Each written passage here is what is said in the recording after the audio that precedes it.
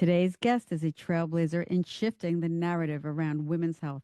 She helps high achieving women break free from chronic stress, recalibrate their hormones, and stop blaming their bodies when the real saboteur is survival mode. Together, we'll dive deep into why eat less, move more often backfires, how cortisol is quietly hijacking your metabolism and energy, and what it really takes to signal safety, not punishment, to your nervous system.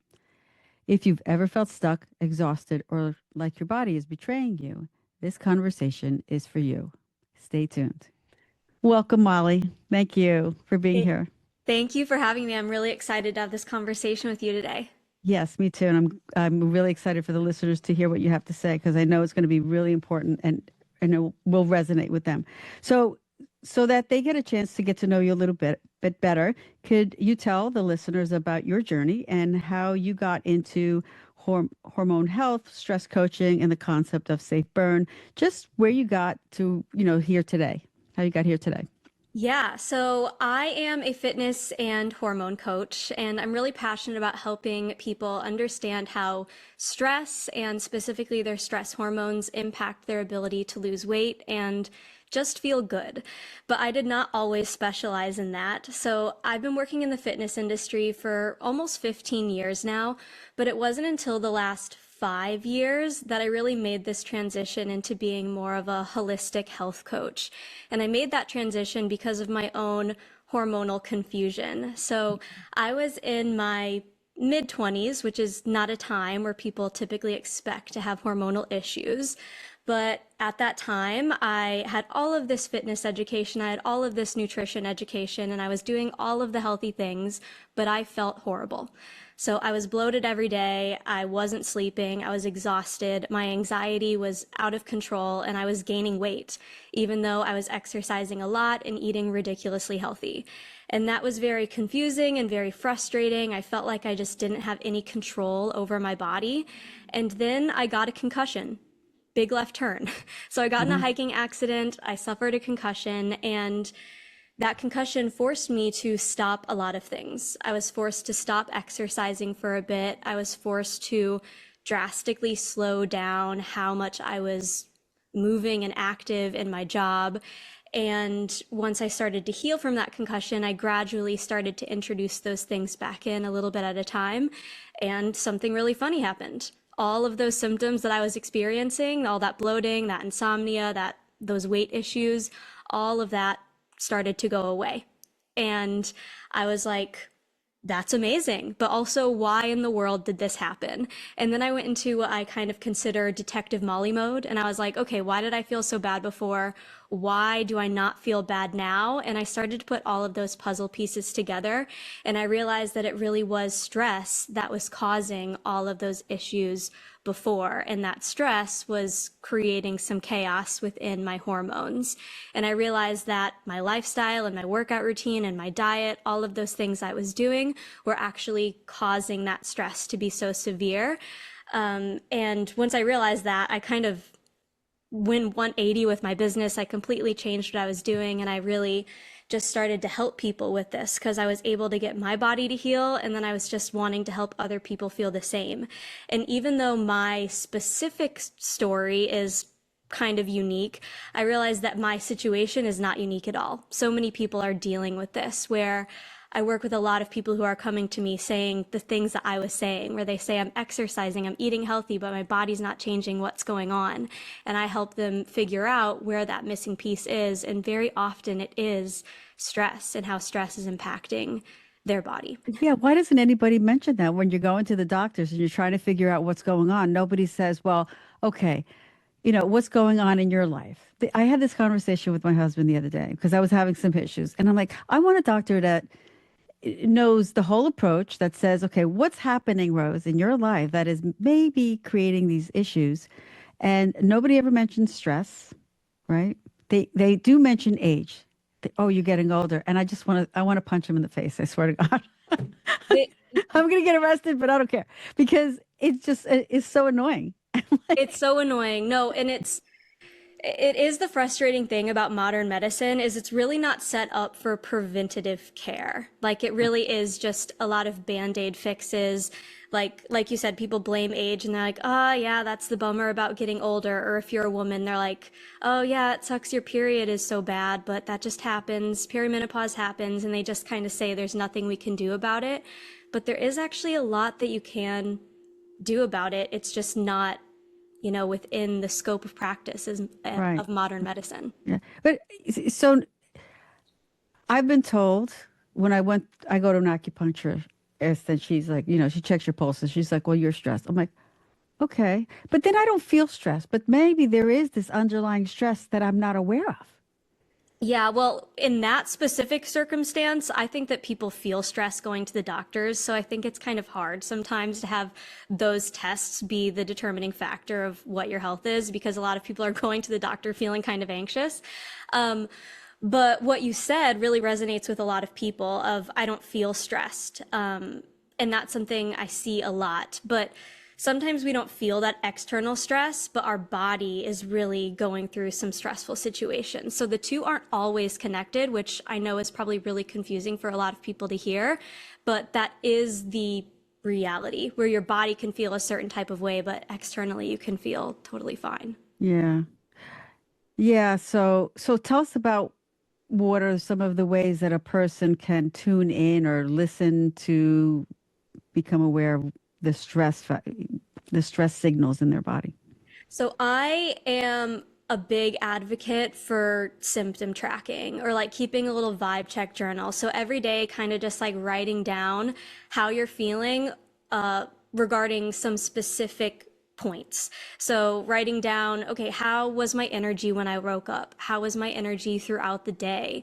What was my mood throughout the day? Did I go to the bathroom? Like, how Right? often did I go to the bathroom?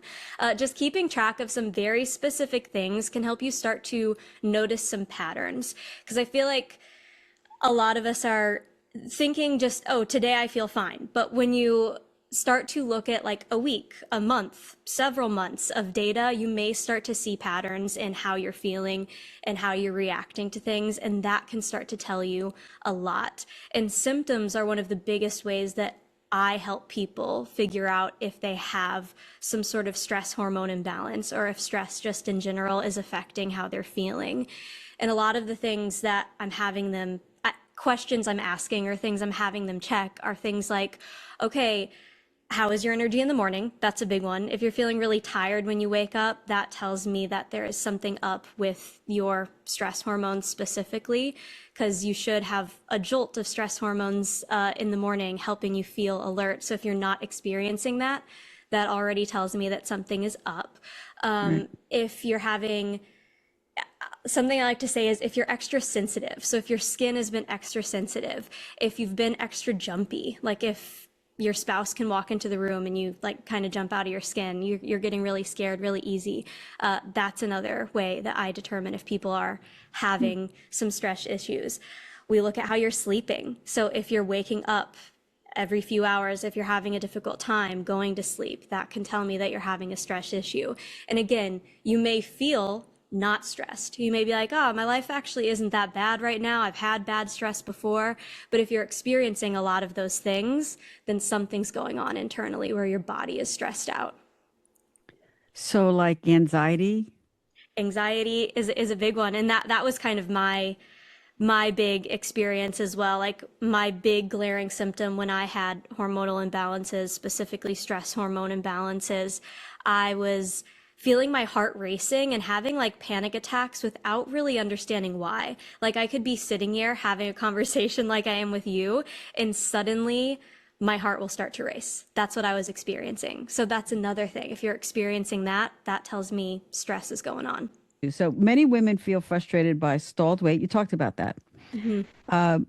They do everything they can, they exercise, and they're trying to do all the right things. And then they have chronic stress. And talk about this elevated cortisol, silently blocking the fat loss and lowering metabolism.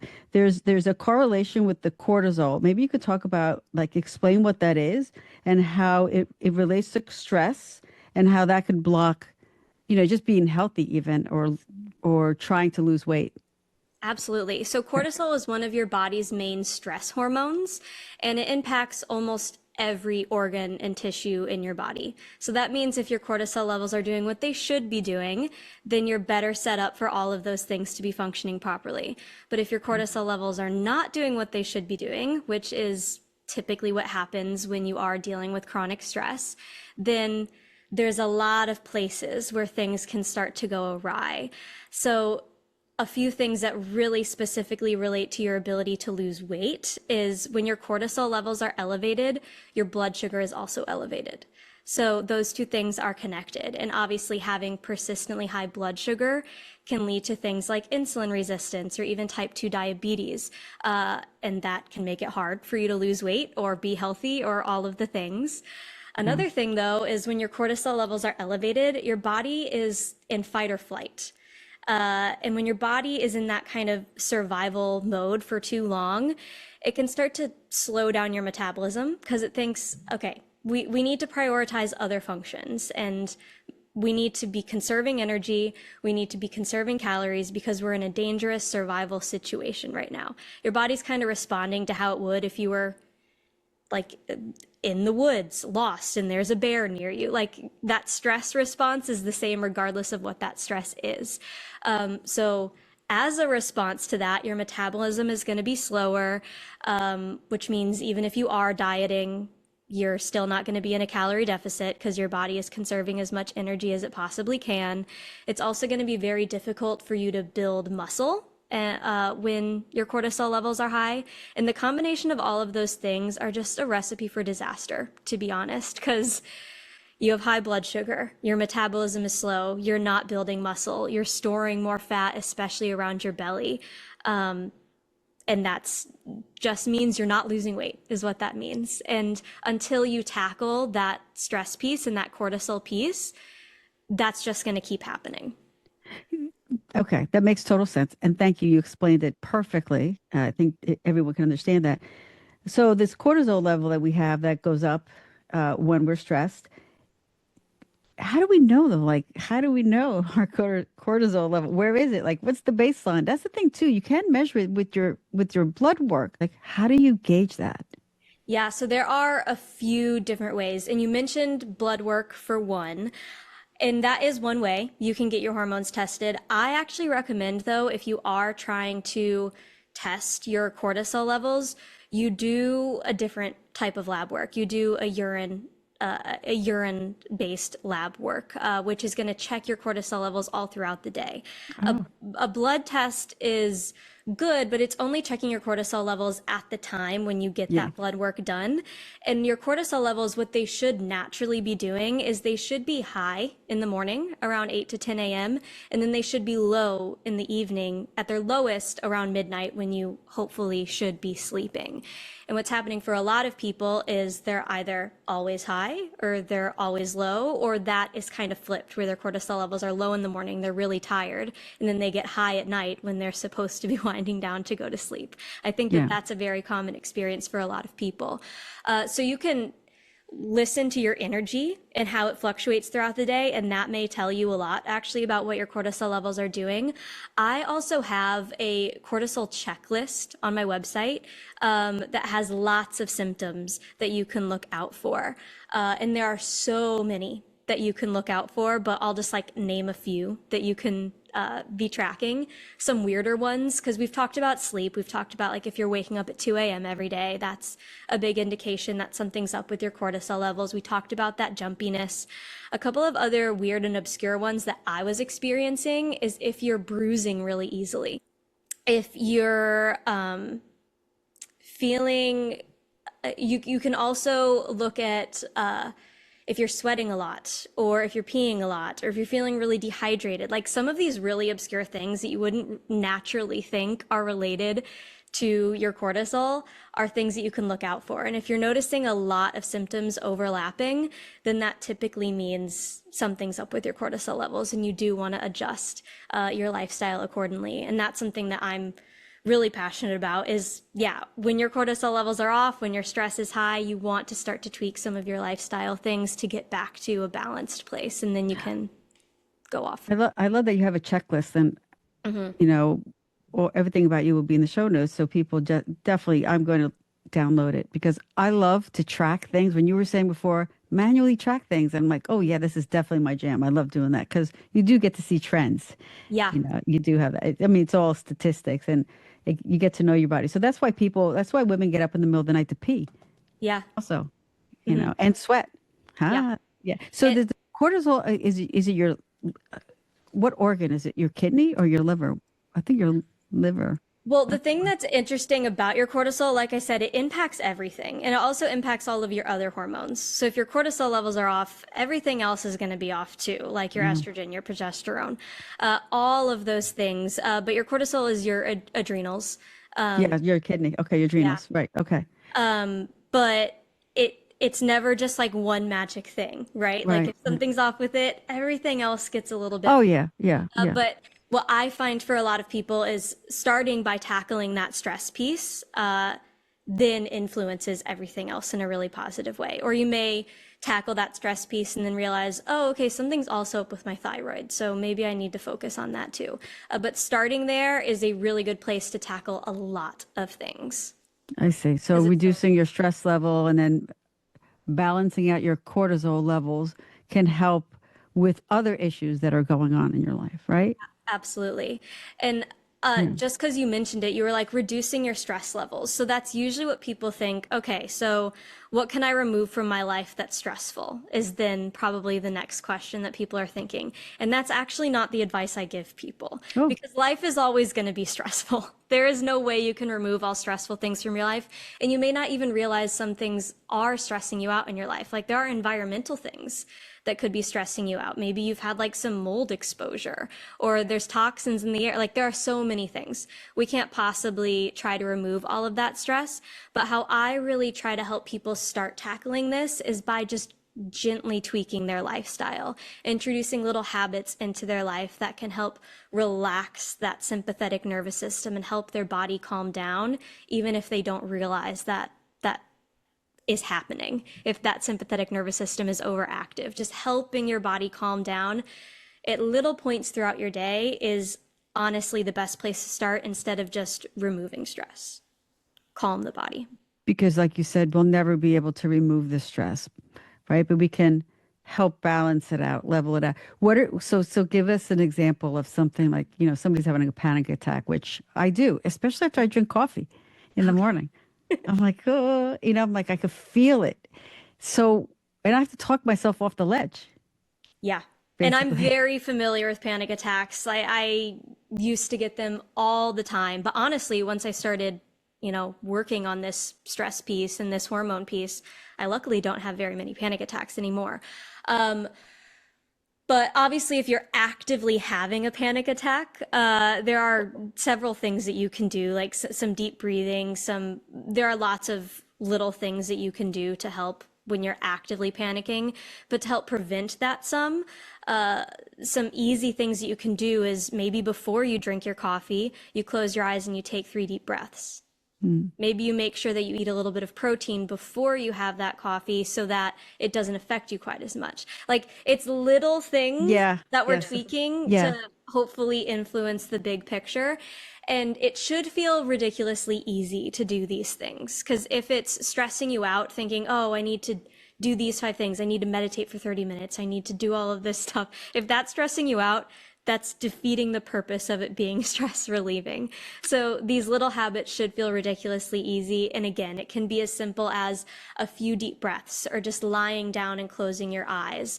Um, and starting there, honestly. Yeah. And try to add them. The whole thing about you mentioned protein, Mhm. eating something before the coffee to absorb it. Yeah. That's something someone else, the doctor told me, and that I don't do because I feel like I need to have that first cup of coffee without eating anything. It's just more satisfying. But then the result of the anxiety attack is not satisfying. So I need to do that. And Weighing the pros and you can cons. also sandwich a lot of these habits or these new habits with something that you're already doing, so they become like part of it, right? Yeah. So whatever, taking a walk around the block even, and it doesn't have to be a walk around the entire town. Just go for one walk around the block. Yeah, no, I'm a huge fan of habit stacking, where it's like taking something you're already doing and just adding a small habit on top of that. So something, like, it is an example of that would be you're already eating 3 meals a day. Just take 3 deep breaths before you eat those meals. You're already drinking a cup of coffee in the morning, so why don't you drink it outside? Like just kind of hacking your life in that way, where it's just finding little things that you can do that better support your nervous system. And your nervous system loves fresh air, it loves morning light, it loves deep breathing, it loves Mm. when you relax. So Yeah. if you can incorporate those things, even like again in the most subtle of ways, into your day-to-day life, with stuff you're already doing, your body's gonna love that. I love that. I go outside in the mornings. I started doing that last year. I just go outside and I look around and I'm like, good morning. And I just And like talk to the birds and the trees. And luckily, there's no one around here really hears me. And if they do, who cares? Maybe they just think I'm talking to someone in my house. But I'm like, good morning, birds and trees. And I just feel so good when I do that now. And I may just do a little Qigong movement just to move my body and maybe not. But I love greeting the day like that. And that's also amazing for your cortisol. Because, like I said, your cortisol levels should be highest in the morning. And getting outside and getting that morning light is reminding your body it's supposed to be awake and alert at that time.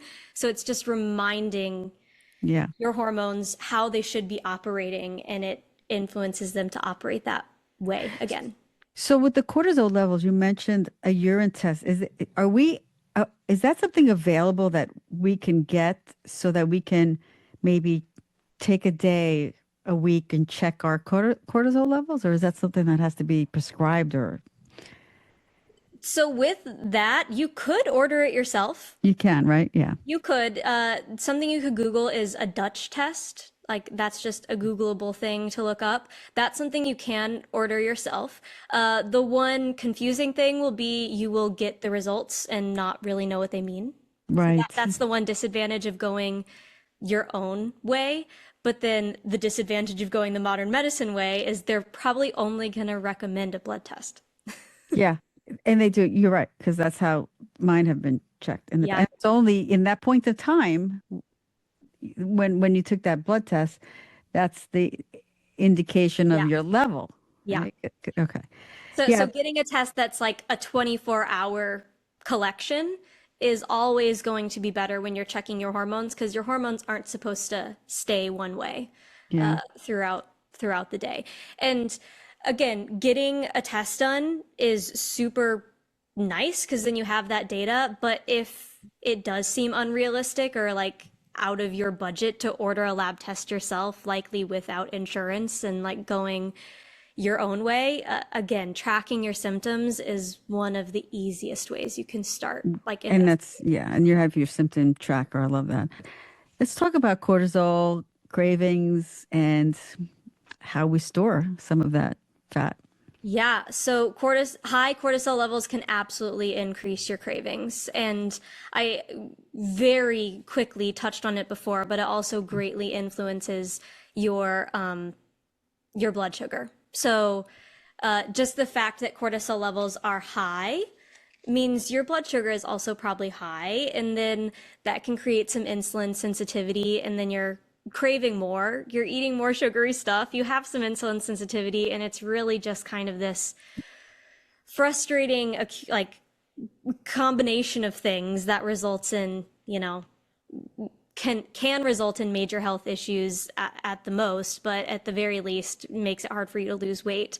But high cortisol levels absolutely increase cravings, and where you store your fat will be in your belly. If you're having Yeah. cortisol issues, it's like you'll hear that term like cortisol belly, and that is a real thing. Like that fat storage is pretty targeted around that lower tummy, Yeah. unfortunately. And there's a lot of people, people are talking about high A1C levels, like Mm, that, right? So everybody's pre-diabetic now. yeah.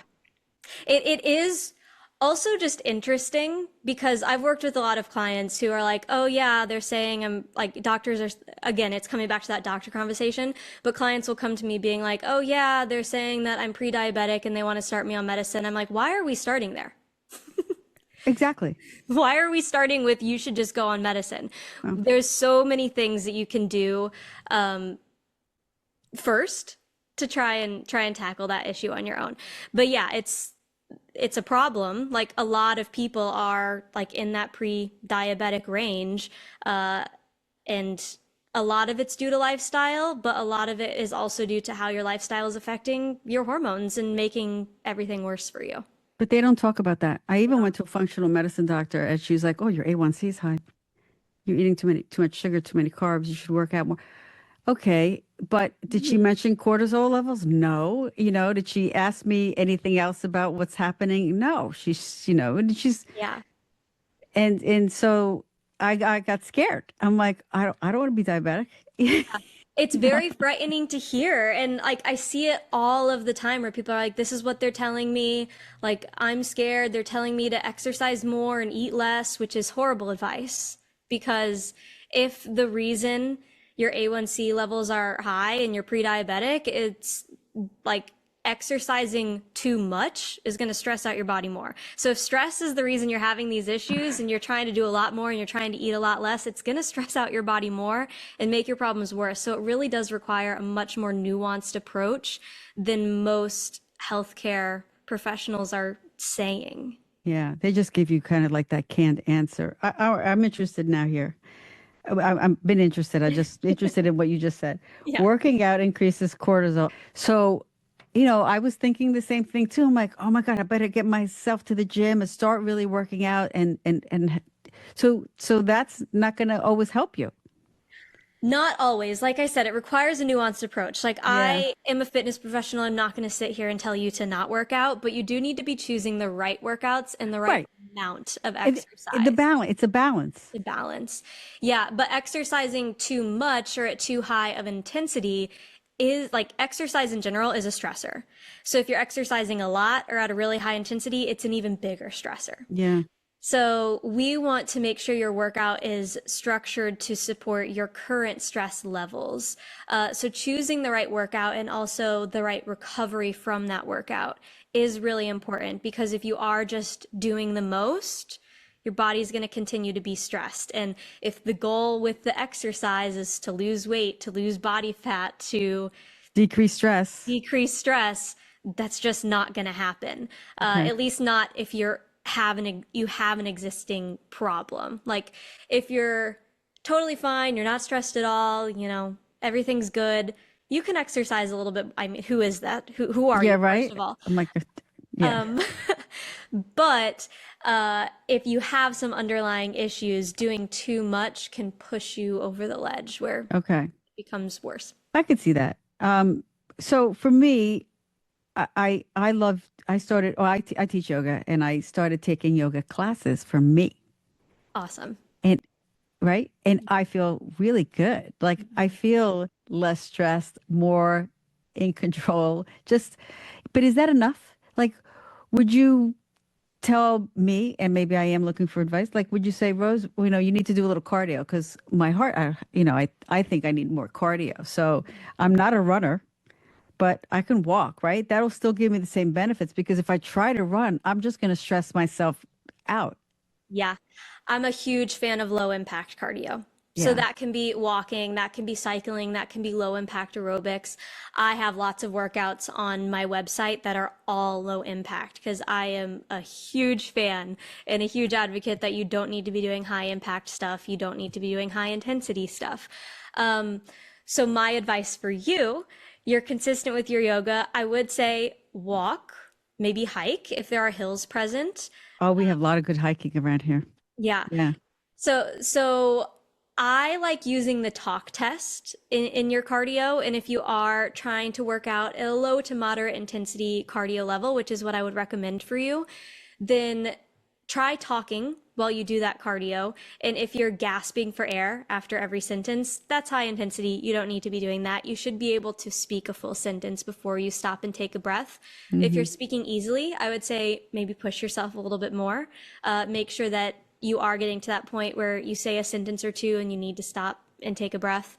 I like That that is how I test. You would don't think. need any, yeah, you don't need any fancy gear. I was just going to Yeah. say, target heart rates are, yeah, I was going to have to, I need to ask you, like, what do you think about target heart rates? Because I'm always looking at my, that's okay. I don't care what it is. It actually makes me giggle Yeah. because I'm seeing so much of that online right now. People being like, oh, I need to do zone two cardio. I need to aim for this heart rate. And I'm like, I've been working in the fitness industry for 15 years. I have never once told a client that they need to do zone two cardio or be in a certain heart because they don't need to know that information. I need to know that information. What they need to know is just check your breathing. Check your Mm, breathing, and that's enough. Like, also, if you are aiming for a certain heart rate, a lot of people just, wear those watches and they're checking their heart rate there, which is not very accurate. Like if you're trying to get extremely accurate with the level of cardio that you're doing, you're going to need a high tech heart rate monitor that you wear like yeah. around your Underneath on your bra strap or underneath. exact Yeah. Yeah. exactly. Yeah. And most people don't have that. So I and there are definitely going to be fitness professionals that disagree with me, but I don't care what your heart rate is. I care how you're breathing and how if you're able to talk while you're doing that cardio. That is what I Yeah. would check instead. Yeah. The breathing part is important, right? Okay. That's, thank you. That Yeah, was that's that. that's kind of my test though. And those are Yeah. kind of like the rules of cardio that I have is like with the talk test, if you're not able to talk at all, like you're just totally out of air, that's an extremely high intensity. If you're gasping for air after every word, if you're like, I am so tired, like you're gasping for air, that's high intensity. If you're able to say a sentence, then you need to take a breath. That's more moderate intensity. If you're kind of breathing heavy, but you can say a few sentences, low intensity. If you're not gasping for air at all, then you're not really in a cardio zone. And find something you enjoy. Don't Yeah. do something because like your friend's saying, "Oh, go out there and, play tennis." And I was coaxed into playing I hadn't played tennis in years. I was coaxed into taking some classes again and just like, relearning it, not just getting reintroduced to it. Hmm. I was suffering. It was so intense for me because the short spurts, I Yeah. couldn't breathe. Yeah. And I was like, I can't do it.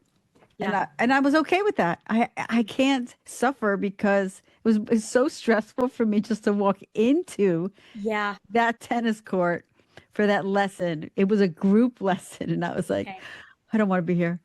And so I was almost grateful when I was like, I can't be here anymore, and I left.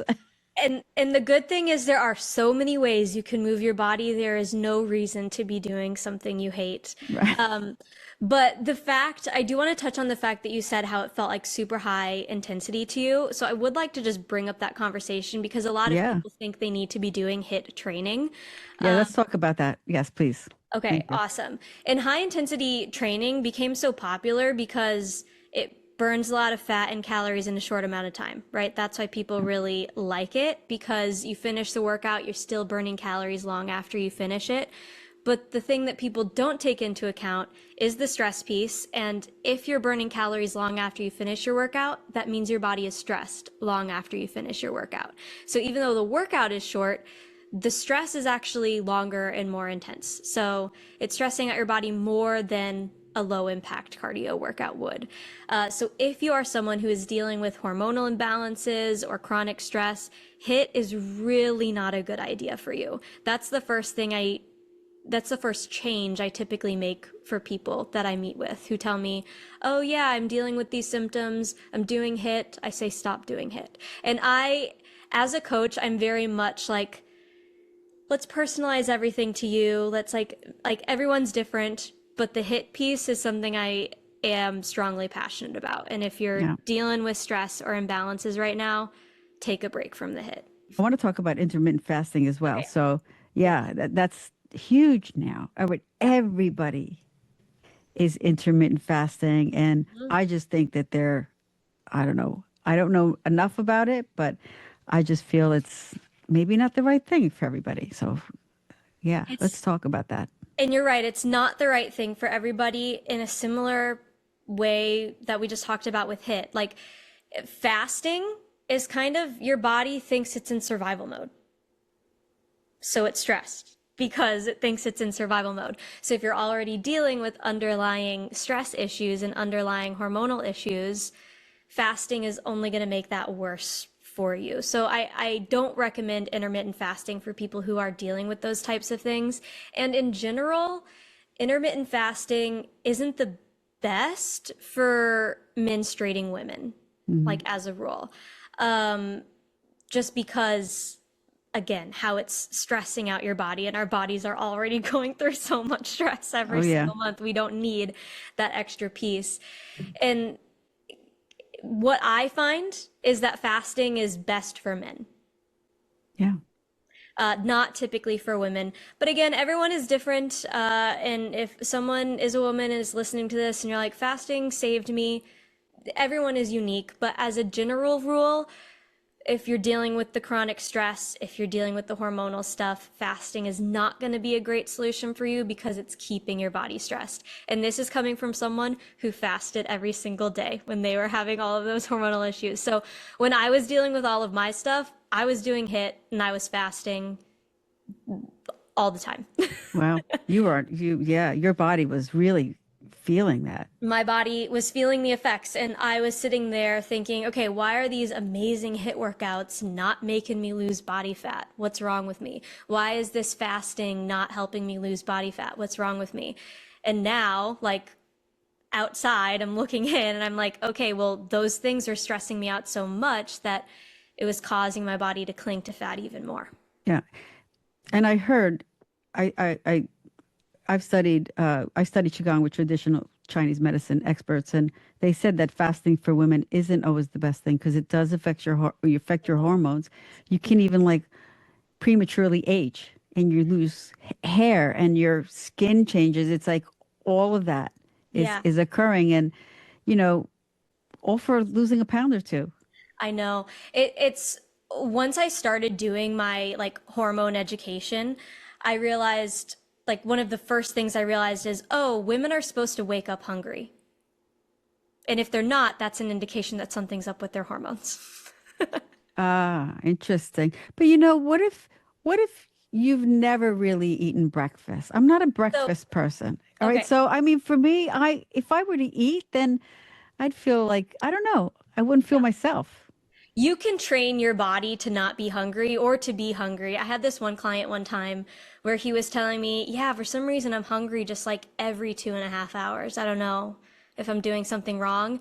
And then we like looked at his day-to-day life and like he snacks every 2 hours. Snacks, I'm like, right? you've trained your body to be hungry every 2 hours. So you can train your body to not be hungry, like with like intermittent fasting, for example.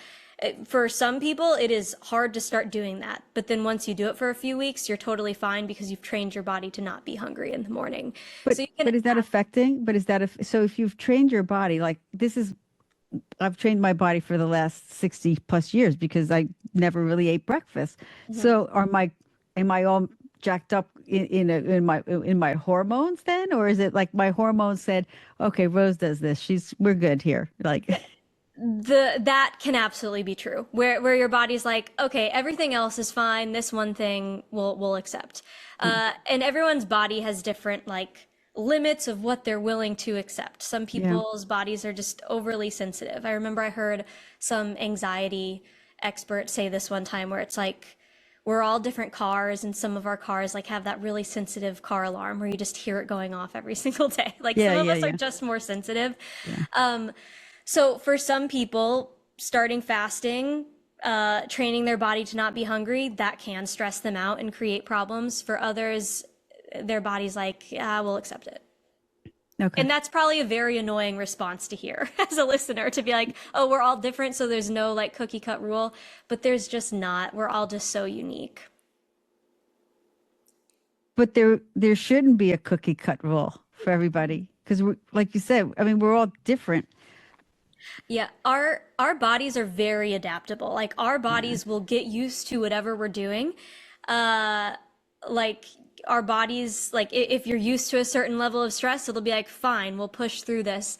But what happens for a lot of people is eventually they start to see like those other symptoms and their body's like kind of crying out for help in different ways.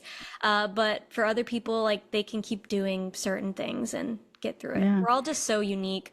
Bodies are so weird. That's not like every conversation I have with clients, I'm always like, yeah, bodies are weird, but let's figure this out.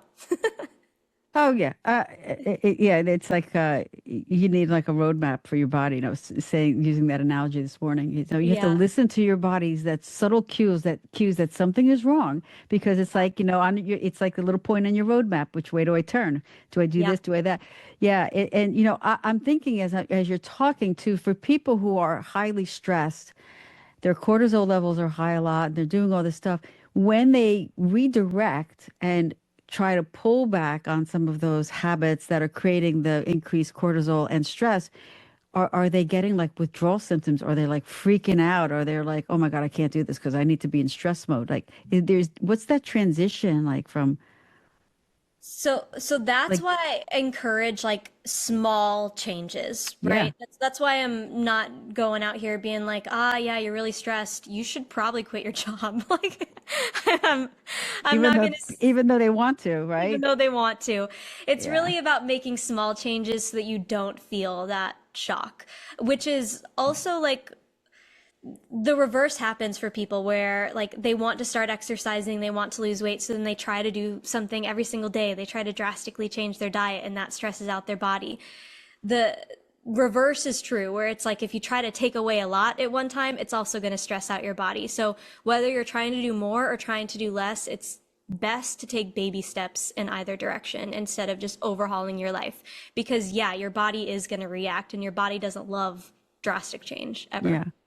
And Molly, this is where people like yourself come in, Hmm. and talk about how you talk about how you help people at the beginning. Talk a little bit more about, how you help your clients and how you guide them and maybe some of your offerings because why do it alone and why look up and see all these trendy fads and there's some things we haven't talked about that I'm not going to talk about.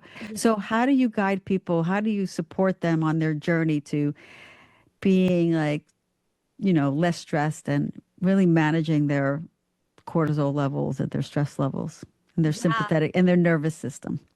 Yeah, well, you just said like people need to listen to their body. And something that I really help my clients do is I help them translate what their body is telling them they need. That's my main thing that I do. I teach them what to track, what habits to build, and then I'm helping them understand what their body needs more. And I work with people in a lot of different ways. I do one-on-one coaching, group coaching, and I have some more independent programs as well. So there are a lot of ways that people can work with me, but that's the root of like what I'm passionate about helping people with. I make sure with every program that I have, I'm just helping people understand their body more and tweaking what they're doing to really align with what their body needs.